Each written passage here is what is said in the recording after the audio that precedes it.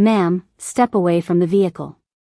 The command came so suddenly that Alicia Grealish froze with one hand resting on the open hatch of her SUV, trying to understand how an ordinary walk across a hospital parking lot had turned into a police encounter. It was 10:47 on a cool Tuesday night in Charlotte, North Carolina, and Alicia had just finished nearly 13 hours inside Mecklenburg Regional Medical Center, where she worked as an emergency management coordinator. At 29, she was accustomed to long shifts, late-night calls, and the controlled urgency of a hospital that never truly slept. She wore navy slacks, comfortable black shoes, and a light gray hospital jacket over her blouse, with her employee identification badge still clipped near the zipper. Her shoulder-length natural curls were slightly flattened from a day spent moving between conference rooms and the emergency operations center. All she wanted was to put her laptop bag and emergency response binder into her dark blue SUV, drive home, and make something warm to eat before bed. Instead, she slowly turned toward the voice behind her. Officer Eddie Halvorson stood about 15 feet away beside his patrol car. He was 37, tall, gym-fit, with close-cut brown hair and the rigid posture of someone who expected instructions to be followed immediately. Alicia could see one hand near his duty belt, but his stance was controlled rather than aggressive. She lowered her hand from the hatch. "Is something wrong, officer?" Halvorson studied her for a moment before answering. "We've had a report of someone checking vehicles around the restricted employee parking area." The caller didn't provide a clear description. "What are you doing here?" Alicia glanced toward the illuminated hospital entrance less than 100 yards away. Through the glass doors, staff members moved between the lobby and adjoining corridors. As Halvorson questioned her, 2 white hospital employees crossed the same restricted lot wearing visible badges, got into their vehicles, and left without drawing so much as a glance from him. "I work here. I just finished my shift." Halvorson's eyes moved from Alicia to the SUV and then to the open cargo area, where her laptop bag, emergency binder, and reusable coffee mug were clearly visible. "Do you have identification?" "Yes." Alicia kept her movements deliberate. "My hospital badge is right here." She touched the credential clip to her jacket, waited until Halvorson acknowledged the movement, then held it where he could see it. The badge displayed her photograph, full name, department, and hospital logo. Halvorson stepped closer but did not take it. "Driver's license?" Alicia retrieved her wallet only after he told her she could. She handed him her North Carolina license. Halvorson looked at the license, then at the hospital badge, then back at Alicia. For a second, she expected the tension to dissolve. Everything he needed to verify her explanation was in front of him. Instead, his attention shifted toward the SUV. "Whose vehicle is this?" The question caught her off guard. "Mine." Halvorson looked through the open hatch again. "You own it?" Alicia felt something subtle change in the conversation. She had just watched other employees leave the same lot without being asked to prove that their cars, badges, or presents belonged there. His voice remained professional, but the question carried a skepticism that had not been there when he asked for identification. "Yes. It's registered to me." "And you have authorization to park in this lot?" Alicia pointed toward the permit attached inside the windshield. "Employee parking permit. My badge also gives me access through that entrance." Halvorson did not walk over to inspect either one. He looked at Alicia again, as though weighing her explanation against something he had already decided. Alicia had spent years coordinating emergencies, and one habit had become instinctive: separate facts from assumptions. The facts were simple. She was standing beside her own registered vehicle, in the employee lot of her own workplace, carrying valid identification that could be verified within minutes. Yet Halvorson was no longer asking questions that seemed designed to establish those facts. He was asking questions that required her to keep proving them. Alicia stayed calm. "Officer, if you need confirmation, hospital security can verify my employment and parking access." Halvorson held her driver's license without responding immediately. Then he took one slow look at the hospital badge on her jacket and said, "Stay right where you are." He turned toward his patrol car, taking her license with him. Alicia watched him walk away and felt the first real warning settle in her stomach. The problem was no longer that Officer Halvorsen did not know who she was. The problem was that every answer she gave seemed to make him search harder for a reason not to believe her. Alicia remained beside the open hatch while Halvorsen sat in his patrol car with her license. The employee lot was quiet except for the distant sound of an ambulance approaching the emergency entrance and the steady hum of rooftop equipment above the hospital. After several minutes, Halvorsen returned holding her license. "The vehicle comes back registered to you," he said. Alicia waited, expecting that confirmation to end the encounter. Instead, Halvorsen looked toward the employee entrance. "That still does not establish that you are authorized to be in this restricted area." Alicia kept her voice measured. "My hospital identification does. So does the parking permit. You can also call hospital security." Halvorsen glanced at the badge clipped to her jacket. "Anybody can have a badge. Then verify it." For the first time, his expression tightened. "I am conducting an investigation. I need you to let me do that." Alicia understood enough about police encounters to know that arguing would accomplish nothing. "I am cooperating. I am also telling you exactly how to confirm what I have said." Halvorsen asked where she had been inside the hospital. Alicia explained that she worked in emergency management and had spent the evening helping update continuity procedures after a regional communications exercise. He asked why an emergency management coordinator would be leaving so late. "Because hospitals operate 24 hours a day," Alicia replied. "Tonight's exercise ran long." Halvorsen looked toward the binder inside her cargo area. "What is in that?"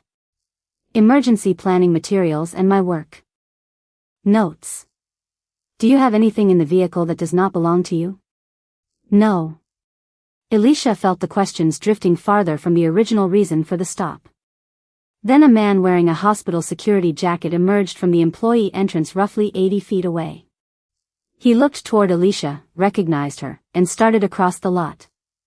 "Alicia," he called. Halvorsen immediately turned. "Sir, stay where you are." The security employee stopped. "Officer, I work security here. She is one of our emergency management coordinators." Alicia expected Halvorsen to acknowledge the confirmation he had been offered from the beginning. Instead, he raised a hand toward the security employee. "I will speak with you in a minute." Then he turned back to Alicia. That was the moment the encounter should have ended, and Alicia knew it. Halvorsen now had her identification, confirmed vehicle registration, a visible parking permit, and a hospital security employee identifying her by name. Yet his questions continued. He asked Alicia to move several feet away from the SUV. She complied. "Am I being detained?" she asked. "Yes." "For what reason?" Halvorsen paused. "We are investigating possible unauthorized access to a restricted property." Alicia looked toward the security employee, who remained where Halvorsen had instructed him to stand. "He just confirmed that I work here. He has not confirmed your authorization to be in this specific lot." Alicia drew a slow breath. "Then please ask him."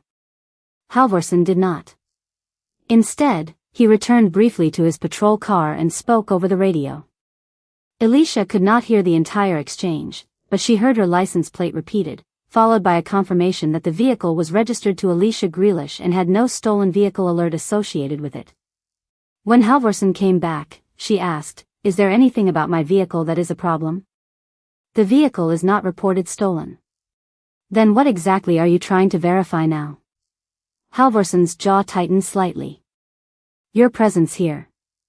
Alicia pointed toward the security employee without moving from where she stood.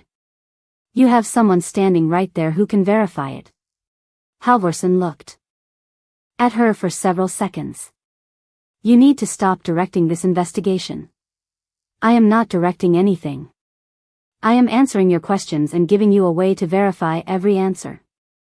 The hospital security employee tried once more. "Officer, I can confirm her access authorization if you need me to." Halvorsen turned toward him. "Stay there." Alicia's concern deepened. She was no longer wondering whether Halvorsen had misunderstood the situation. She was wondering why he appeared unwilling to use the simplest available method to correct that misunderstanding. "Officer Halvorsen," she said after reading the nameplate on his uniform, "I have cooperated with every instruction you have given me. If you believe I am trespassing, call hospital security dispatch and verify my badge." Halvorsen stared at her, then made a decision that changed the entire night. His voice became formal and unmistakably procedural. "Turn around and place your hands behind your back." Alicia did not move immediately. Not because she intended to resist, but because for one stunned second she genuinely thought she had misheard him. "Am I under arrest?" Halvorsen stepped closer. "Turn around, ma'am." Alicia slowly turned as instructed. Behind her, the hospital security employee spoke again, louder this time. "Officer, she is authorized to be here." Halvorsen heard him. Alicia knew he heard him.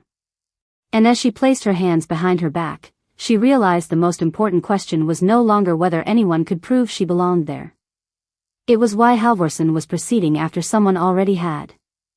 Alicia kept her hands behind her back and followed Halvorsen's instructions without argument. She could hear the hospital security employee trying once more to explain that she had authorized access, but Halvorsen told him that the matter would be documented and handled through the proper process. Alicia turned her head only enough to speak clearly.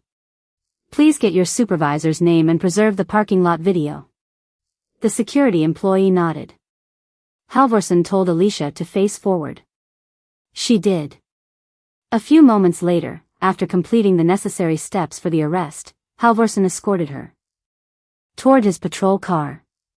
"What am I being arrested for?" Alicia asked. "Suspected trespassing, and I am documenting your failure to comply during the investigation," Halvorsen replied.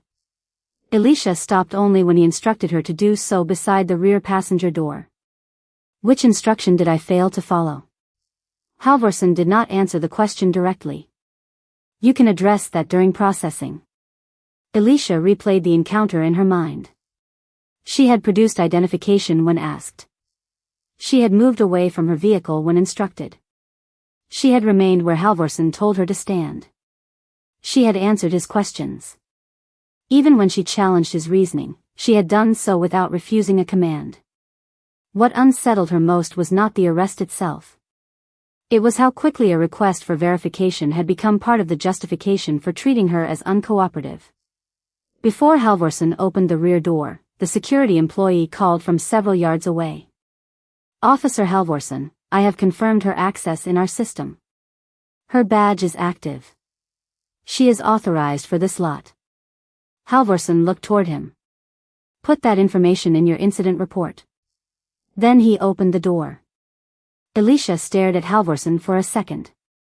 There was nothing left to verify. The uncertainty that had supposedly justified the encounter had been resolved in plain language by the person responsible for security on the property. Yet Halvorsen was still proceeding. That realization landed harder than anything else that night. Alicia got into the rear seat without resistance. Halvorsen closed the door and returned to the front of the vehicle. Through the partition, Alicia could see the faint reflection of the body camera mounted on his uniform. She had worked around enough emergency response agencies to understand how documentation could determine what happened after a disputed event. Memories changed. Reports summarized. Video preserved sequence. As Halvorsen prepared to leave, Alicia leaned forward slightly. "Officer Halvorsen?" He looked toward the rearview mirror. "What?" "Please make sure your body camera stays on." His eyes remained on the mirror for a beat longer than necessary. "It is recording." "Good," Alicia said, then sat back. Halvorsen pulled out of the hospital lot shortly after 11 o'clock. Alicia watched the medical center disappear behind them, its illuminated windows shrinking in the distance. She thought about calling her father. Chief Emmett Grealish had spent more than 3 decades in law enforcement and now led a department in a neighboring city. One phone call could change the atmosphere instantly. His name would make supervisors pay attention. His title could turn an ordinary booking into a command-level concern. Alicia knew that. Halvorsen did not. She intended to keep it that way. At the precinct, Halvorsen brought Alicia inside for routine processing. A desk officer collected the information associated with the arrest while Halvorsen began organizing his report. Alicia answered the administrative questions she was required to answer, but she did not mention her father. When asked for an emergency contact, she provided the number of a longtime family friend rather than Emmett. Across the room, Halvorsen appeared increasingly comfortable with his decision now that the encounter had become paperwork. Alicia watched him type and wondered how the hospital security employee's confirmation would appear in that report. Minutes later, Halvorsen stepped away from the workstation to speak with another officer. Alicia could not see the screen, but she noticed something else. A supervisor had entered the room and was reading the preliminary arrest information. The woman, Sergeant Irene Ruiz, looked first at the computer, then at the clear property bag containing Alicia's belongings. Alicia's hospital identification badge was visible through the plastic. Ruiz picked up the bag, studied the badge, and looked across the room toward Halvorsen. Her expression changed. Alicia still had not told anyone whose daughter she was. She did not need to. For the first time that night, someone inside the department appeared to be asking a different question, not who Alicia knew, but whether the arrest made sense at all.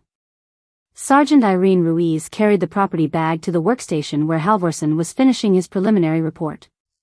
She had supervised the late shift for almost 6 years, long enough to recognize the difference between incomplete paperwork and facts that did not fit together. "Eddie, walk me through this," she said. Halvorsen turned toward her. Possible trespass in a restricted hospital lot. She could not provide verifiable authorization to be there, and the contact escalated when she kept interfering with the investigation. Ruiz looked through the clear plastic at Alicia's hospital identification badge. "This was on her when you arrested her?" "Yes." "Did you verify it?" Halvorsen hesitated. "Not independently at the scene." Ruiz set the bag beside the keyboard. "Your property inventory identifies it as an employee credential. That does not automatically mean she had access to that specific lot." "Did hospital security respond?" Halvorsen's pause was shorter this time. "A security employee came outside." Ruiz waited. "And?" "He claimed he knew her."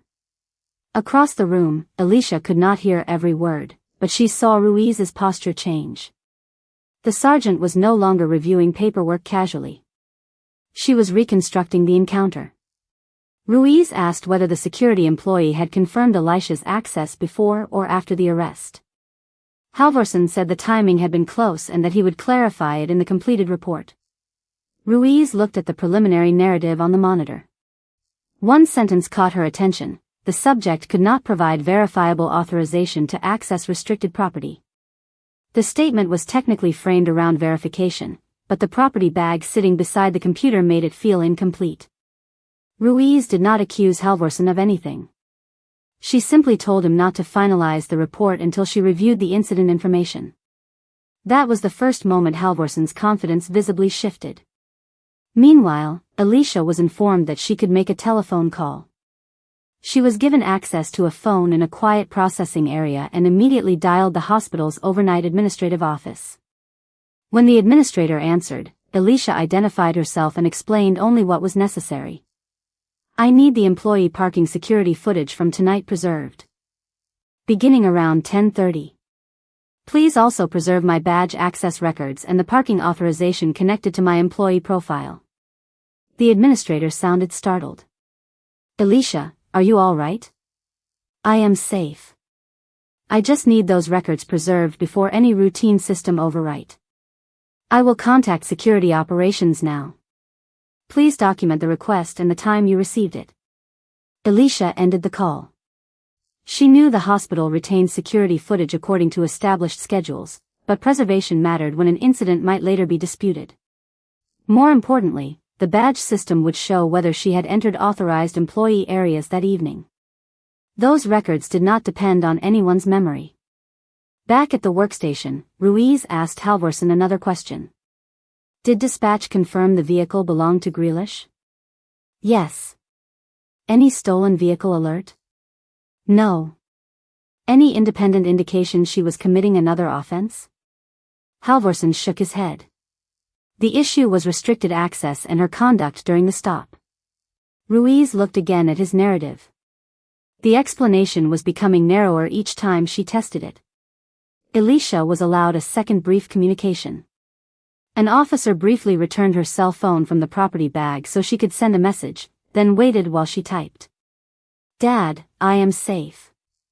I was arrested after leaving work and taken to the precinct handling the hospital call. Please do not intervene. I will explain everything when I am released. The arresting officer is Eddie Halvorsen. Emmett Grealish was at home when his phone lit up. He read the message once, then again. His daughter almost never used the word intervene with him casually. He called immediately, but Alicia was no longer holding the phone. Emmett stared at the unanswered call and felt years of police experience telling him that something was wrong. At the precinct, Ruiz returned to Halvorsen's workstation after checking the call for service information. I want the body camera uploaded before the end of shift, she said. Halvorsen looked at her. For a trespass arrest? For an arrest where hospital identification was collected as property and hospital security.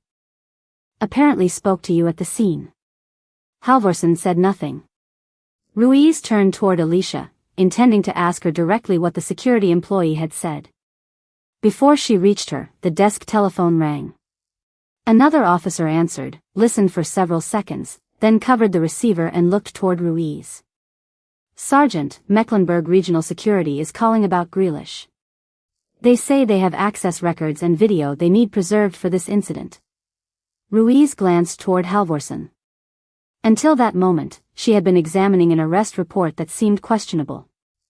Now she knew there was independent evidence capable of establishing the sequence minute by minute. And Halvorsen knew it too.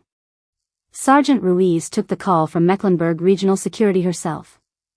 The overnight administrator confirmed that Alicia Grealish was an active emergency management coordinator, that her employee credential authorized access to the lot where Halvorsen had encountered her, and that the electronic system showed her badge being used at an employee entrance shortly before 10:40 that night. The hospital had also preserved security video covering the parking area. Ruiz wrote down the administrator's name, telephone number, and the relevant timestamps. When she hung up, she returned to Halvorsen. Her access was valid, she said. Halvorsen remained composed. That does not change what happened during the contact. Then I need to know exactly what happened during the contact. Before Halvorsen could respond, the front desk officer looked toward the entrance. A tall black man in his late 50s had just entered wearing dark slacks, a white dress shirt, and a charcoal jacket. There was nothing on his clothing announcing rank or authority. After confirming through the department's public desk which station was handling the hospital arrest, he arrived and approached the front desk with the quiet focus of someone accustomed to walking into police buildings without being intimidated by them. I am here for Alicia Grealish, he said. Halvorsen glanced over without recognition. Ruiz did the same until the man introduced himself. Emmett Grealish. I am her father. Ruiz is. Expression shifted almost imperceptibly. She knew the name. Chief Emmett Grealish led a municipal police department outside Charlotte and had worked in law enforcement for more than 30 years. Halvorsen heard it too. He looked from Emmett to Alicia, then back again. For the first time all night, the significance of Alicia's last name registered on his face. Emmett saw his daughter across the processing area. His concern was immediate, but he did not approach Halvorsen or demand an explanation. Instead, he asked Ruiz whether Alicia was safe. Yes, Chief Grealish, Ruiz replied. We are reviewing the circumstances of the arrest now. Emmett lowered his voice. Tonight I am her father. Please do not change your process because of my position. Halvorsen looked genuinely surprised. If he expected an angry confrontation, it never came. Emmett asked whether Alicia needed an attorney and whether she had been informed of the next procedural steps. Ruiz answered what she could. Then Emmett looked toward his daughter. Alicia gave him a small nod that said more than either of them needed to say aloud. She had asked him not to intervene, and he understood why. A few minutes later, the department received the hospital's written verification of Elisha's employment and parking authorization through the established records process. Ruiz reviewed the information and spoke with the watch commander. The original suspicion of unauthorized access had now been contradicted by multiple independent records. Halvorsen shifted his explanation toward Elisha's behavior during the encounter. "She kept challenging the investigation," he said. Ruiz looked directly at him. "Challenging your reasoning is not automatically the same thing as refusing a lawful instruction. Your report says failure to comply. Which instruction did she refuse?" Halvorsen answered that Elisha had repeatedly questioned him and attempted to direct him toward hospital security. "That is not what I asked," Ruiz said. "What specific instruction did she refuse?" Halvorsen hesitated. That hesitation was small, but Emmett noticed it from across the room. So did Ruiz. She returned to the workstation and opened the preliminary report again. According to Halvorsen's written sequence, Elisha had been unable to establish authorization, the arrest decision had followed, and hospital security had provided useful confirmation afterward. But Ruiz now had the hospital's time-stamped access records showing that Elisha's credential was active that night, along with confirmation that the parking lot video had been preserved. She also had Halvorsen's body camera upload beginning to populate in the department system. Ruiz compared the first available timestamps. Her eyes narrowed. "Eddie," she said quietly, "come here." Halvorsen walked over. Ruiz pointed at the screen. "Your report places the security confirmation after the arrest decision. That is how I remember it." Ruiz clicked on the body camera file. "Then we need to see whether your memory matches the recording." Emmett remained where he was, saying nothing. Elisha watched from across the room. The entire night had suddenly changed. Her father's title had not changed it. Her hospital position had not changed it. A timestamp had. Ruiz started the video and watched the first minutes in silence. Then she stopped playback, backed up several seconds, and listened again. When she looked at Halvorsen, her expression had become noticeably more serious. The question was no longer whether Elisha had belonged in that parking lot. The question was why Halvorsen's written version of the night appeared to put one crucial event in a different place than the camera did. Ruiz restarted the body camera recording from the moment Halvorsen first approached Elisha in the hospital parking lot. She listened without commentary as Elisha identified herself, produced her hospital credential, handed over her driver's license, and explained that the dark blue SUV belonged to her. The recording captured Halvorsen confirming through dispatch that the vehicle was registered to Elisha and had not been reported stolen. The dispatch record also showed that the original caller had provided no race, gender, clothing description, or other identifying detail that specifically pointed to Elisha. Ruiz continued watching. Elisha suggested contacting hospital security. Then the security employee appeared in the frame and called Elisha by name. Ruiz leaned closer to the monitor. Halvorsen had written that Elisha could not provide verifiable authorization before the arrest decision. The recording showed something more complicated. "She is one of our emergency management coordinators," the security employee said clearly on the video. Halvorsen instructed him to remain where he was. Minutes later, after Elisha had again asked Halvorsen to verify her badge, the security employee spoke a second time.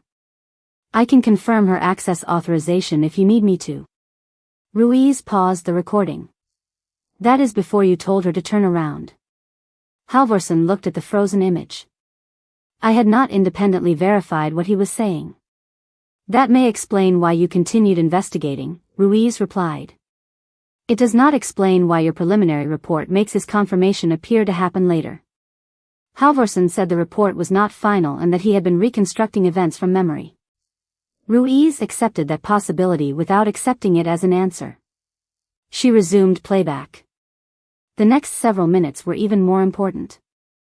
Elisha complied when Halvorsen directed her away from the SUV. She remained in the location he selected. She answered his questions. She challenged his conclusions, but the video did not show her refusing a clear instruction. Then came the moment Halvorsen ordered her to turn around. Elisha hesitated long enough to ask whether she was under arrest, then followed the instruction. Ruiz stopped the recording again. Your stated basis includes failure to comply. Show me where that happens. Halvorsen remained silent. Across the room, Emmett could not hear the recording clearly, but he could see the exchange between Ruiz and Halvorsen becoming more serious. Alicia sat nearby, exhausted but attentive. She had spent the night insisting that the evidence be preserved. Now the evidence was doing what she had trusted it to do. Ruiz continued to the moment beside the patrol car. The security employee's voice came through clearly. Elisha's access had been confirmed in the hospital system. Halvorsen acknowledged him and continued with the arrest. Ruiz wrote down the body camera timestamp.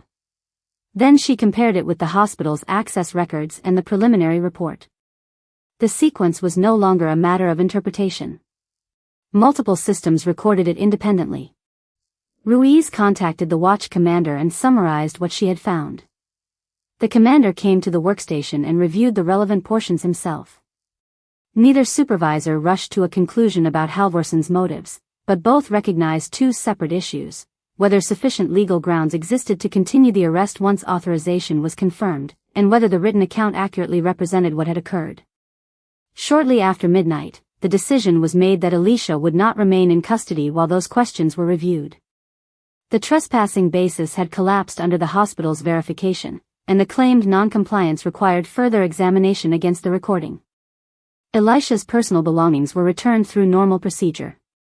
Emmett approached her only after the release process was complete. You all right? He asked. Tired, Alicia said. Mostly angry. Emmett nodded. That makes sense. She looked toward Halvorsen. I did not want your badge fixing this for me. Emmett understood immediately. It did not. Alicia looked toward Ruiz and the watch commander reviewing the footage. Good. Halvorsen, however, was not leaving. Ruiz instructed him to complete no further narrative changes until the existing preliminary materials had been preserved. His body camera file was secured in the department's evidence system, along with dispatch records and the hospital information. Then Ruiz made another call, this time to the Internal Affairs duty officer. Halvorsen heard the words and looked toward her. Sergeant, you are calling Internal Affairs tonight? Ruiz answered calmly. We have a material discrepancy involving an arrest report and recorded evidence. They need to be notified. Halvorsen's face lost the last trace of certainty he had carried into the precinct.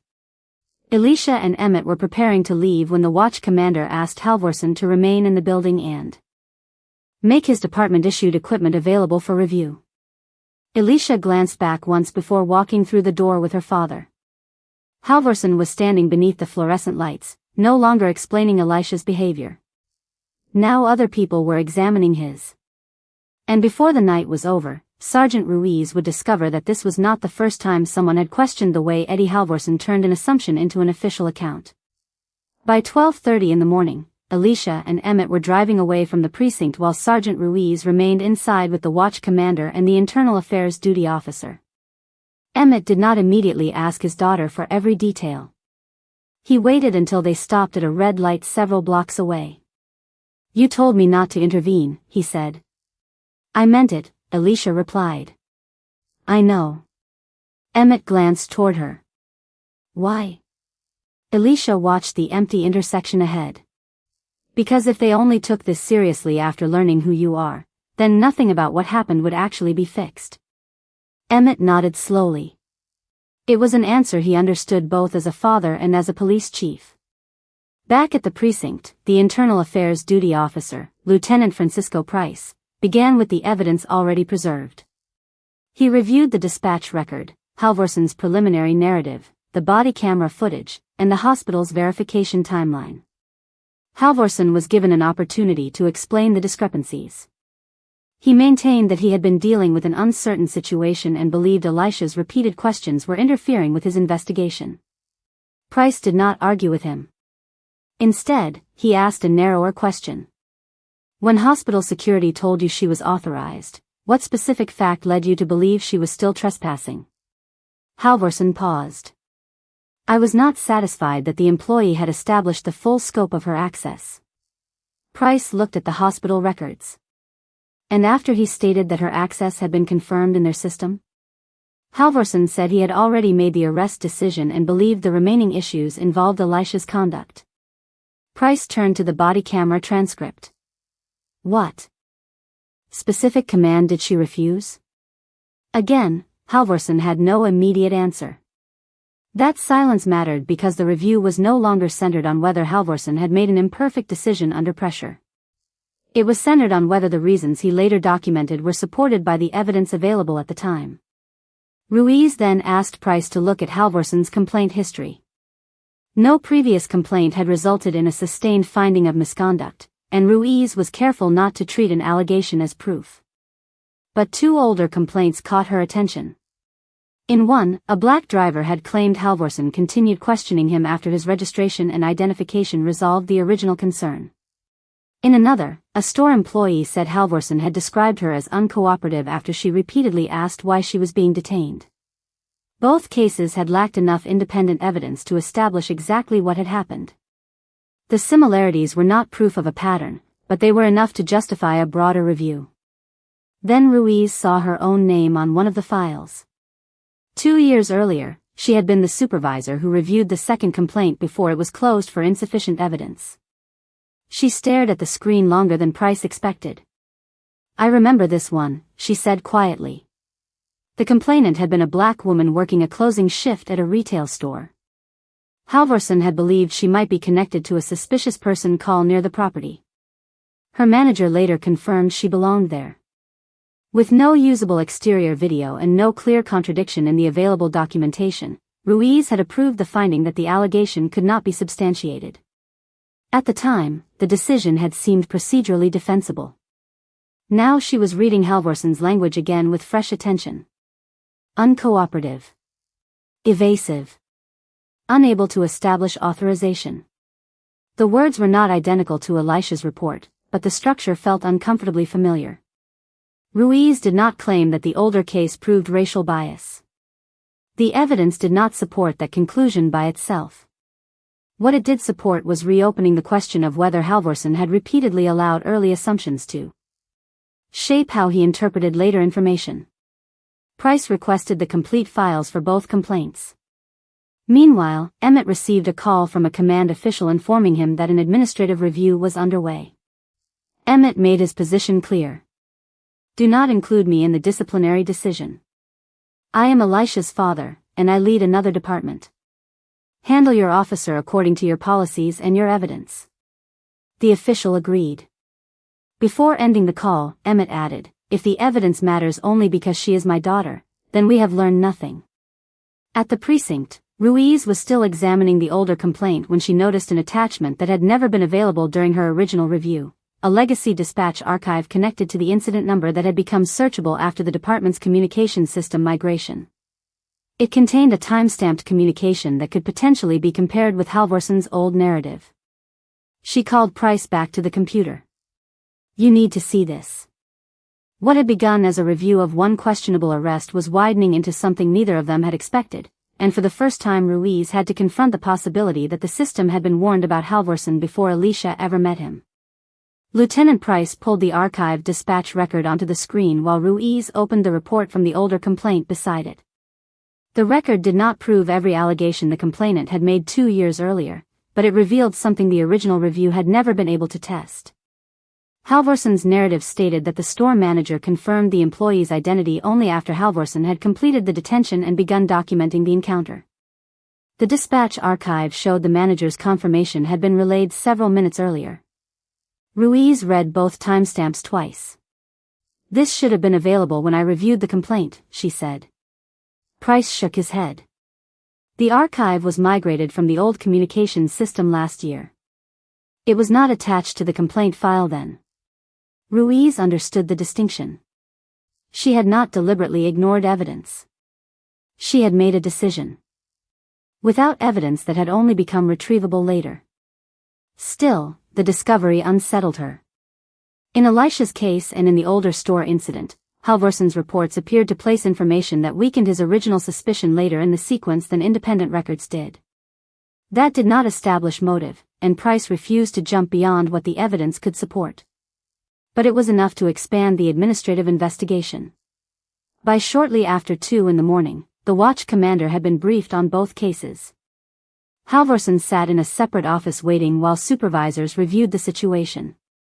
When Price finally entered, he did not accuse Halvorsen of racism or announce a final disciplinary outcome. "This investigation is continuing," he said. "There are unresolved questions about your arrest decision, your report, and prior documentation. Until command staff completes the necessary review, you are not returning to patrol." Halvorsen stared at him. "You are pulling me off the street over one arrest?" "No," Price replied. "We are responding to the evidence we have tonight." That distinction changed Halvorsen's expression. For years, he had trusted his instincts as part of the job. Now the issue was whether those instincts had hardened into conclusions before the facts were complete.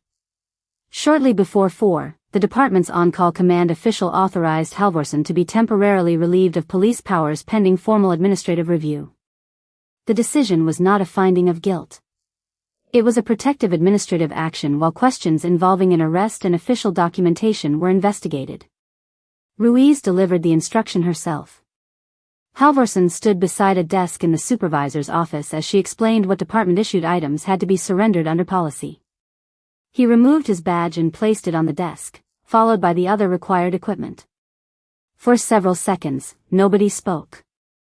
There was no celebration, no dramatic confrontation, and no police chief demanding punishment from across the room. Emmett Grealish was miles away at home with his daughter. Halvorsen looked at the badge lying beneath the fluorescent light. "If I had known who she was, none of this would have happened," he said quietly. Ruiz's expression hardened, not with anger, but with disappointment. "That is exactly the problem, Eddie."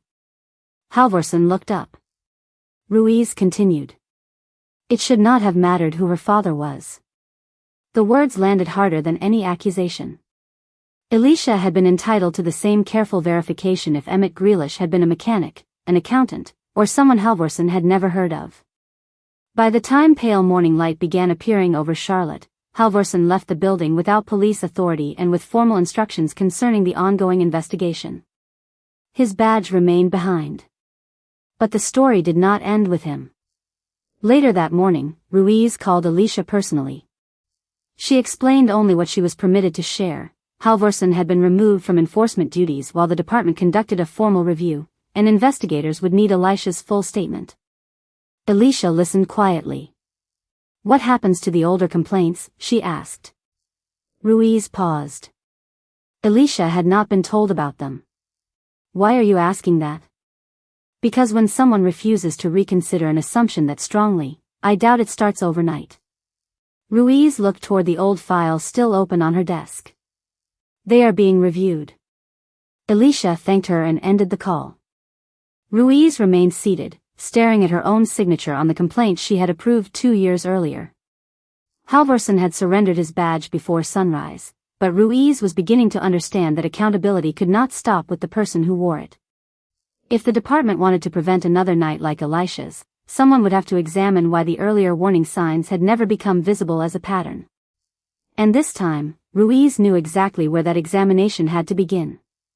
4 months later, Alicia Grealish walked into a conference room at Mecklenburg Regional Medical Center carrying a binder that looked remarkably similar to the one she had been placing in her SUV on the night everything began. This time, however, she was not there to defend her right to be on hospital property. She had been invited to help redesign how hospital security and local law enforcement verified employees during after-hours encounters. The working group included hospital administrators, security supervisors, patrol representatives, emergency management staff, and Sergeant Irene Ruiz. Emmett Grealish attended only as an invited observer from his neighboring department. He sat near the back of the room and allowed Alicia to speak for herself. The formal investigation into Eddie Halvorsen had concluded weeks earlier. Investigators determined that his handling of Alicia's detention and arrest had violated department standards and that portions of his documentation were not adequately supported by the recorded sequence of events. The review of earlier complaints raised additional concerns about his decision-making and reporting practices. His employment had ended through the department's administrative process, not through an order from Emmett, and not because Alicia had demanded revenge.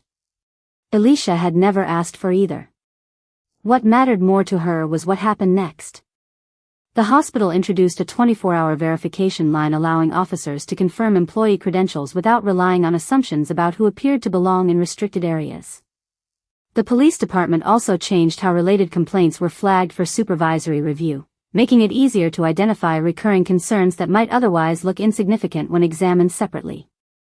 Near the end of the meeting, Ruiz asked to speak. She did not discuss confidential personnel details. Instead, she addressed something more personal. 2 years ago, I reviewed a complaint involving the same officer, she said. Based on the evidence available then, I approved an insufficient evidence finding. That decision followed the process we had. But this case made me realize our process was good at examining incidents individually and not always good at recognizing similarities across time. Alicia listened without interrupting. Ruiz continued. I cannot change what evidence existed 2 years ago. I can help change what we do when several incomplete pieces may be telling us something together. After the meeting, Ruiz approached Alicia. Near the doorway. I have wanted to say this without making it about me, she said. I am sorry the system needed what happened to you before we looked harder. Alicia considered the words before answering. Then make looking harder normal. Ruiz gave a small nod. We are trying. Emmett joined Alicia in the hallway after Ruiz left. You know, he said, when I got your message that night, every instinct I had as your father told me to walk into that precinct and start making calls. Alicia smiled faintly. I knew it would. You also knew asking me not to would make me miserable. That might have been a bonus. Emmett laughed softly, then became serious. You were right. Alicia shook her head. I was lucky, Dad. There were cameras. There were access records. There was a security employee who kept speaking up. That is what bothers me. Emmett understood what she meant. The most uncomfortable question had never been what happened once everyone learned Alicia was a police chief's daughter. It was what might have happened if she had been someone whose name opened no doors at all. Alicia looked through the hospital windows toward the employee parking lot below. Cars came and went beneath the afternoon sun, ordinary people finishing shifts and beginning others. Nothing about the lot looked remarkable now. Perhaps that was the best ending she could have asked for. It had become ordinary again, except the system surrounding it was a little less willing to let an assumption become a conclusion without being challenged. Closing reflection. Sometimes the most consequential mistakes do not begin with dramatic choices. They begin quietly, when an early impression becomes difficult to question and every new fact is interpreted through it. There is something worth considering in Alicia's decision not to reach immediately for her father's influence. She trusted evidence instead, even when that choice made the night harder. There is also something meaningful in Ruiz admitting that following an existing process does not always mean the process cannot improve. Perhaps accountability is not only about consequences after something goes wrong. Sometimes it is about creating enough honesty, patience, and humility to make the next person's experience different. And perhaps fairness reveals itself most clearly when a person's name, connections, profession, and status are removed from the equation, leaving one simple question behind. Would we still listen just as carefully if we knew nothing about who they were? What stayed with you most from Alicia's experience? And if you had been in her position that night, how would you have chosen to respond?